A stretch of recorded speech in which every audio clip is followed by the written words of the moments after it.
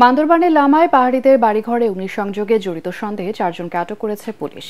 সাবেক আইজিপি বেনজির আহমেদের দখল করা জায়গায় এসব বসত বাড়ি তৈরি করেছিলেন স্থানীয়রা। এদিকে ঘটনাস্থল পরিদর্শন করেছেন বান্দরবানের জেলা প্রশাসক ও পুলিশ সুপার।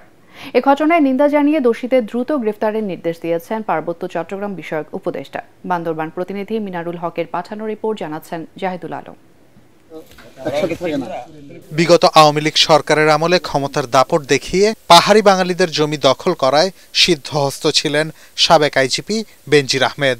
এর মধ্যে শুধুমাত্র বান্দরবানের সুয়ালকে 50 ও লামা উপজেলার টঙ্গাঝিরি এলাকায় প্রায় 100 একর জায়গা দখল করেন তিনি।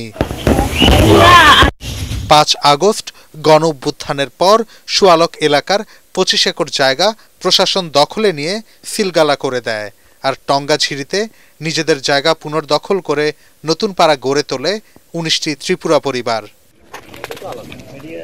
তবে বড়দিনের আগের রাতে নতুন এই পাড়া পুড়িয়ে ছাই করে দেয় দুর্বৃত্তরা।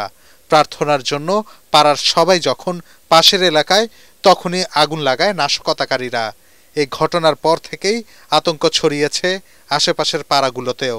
স্থানীয়রা মনে করছেন এর পেছনে রয়েছে বেনজির আহমেদ।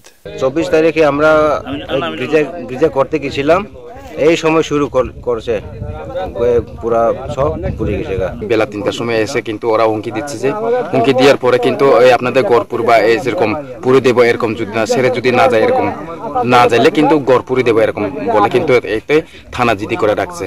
বৃহস্পতিবার ঘটনাস্থল পরিদর্শন করেছেন বান্দরবানের জেলা প্রশাসক শাহ মোজাহিদ উদ্দিন ও পুলিশ সুপার শহীদুল্লাহ কাউসার। এখানে 19টি বাড়ির কথা আমরা দেখেছি, যার মধ্যে 17টি বাড়ি পুড়ে গিয়েছে।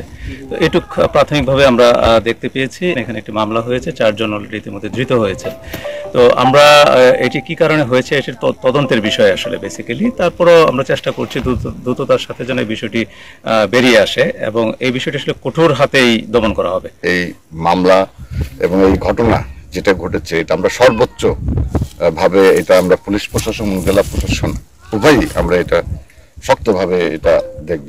এই ঘটনায় নিন্দা জানিয়ে দোষীদের দ্রুত গ্রেফতারের নির্দেশ দিয়েছেন পার্বত্য চট্টগ্রাম বিষয়ক উপদেষ্টা সুপ্রদীপ চাকমা।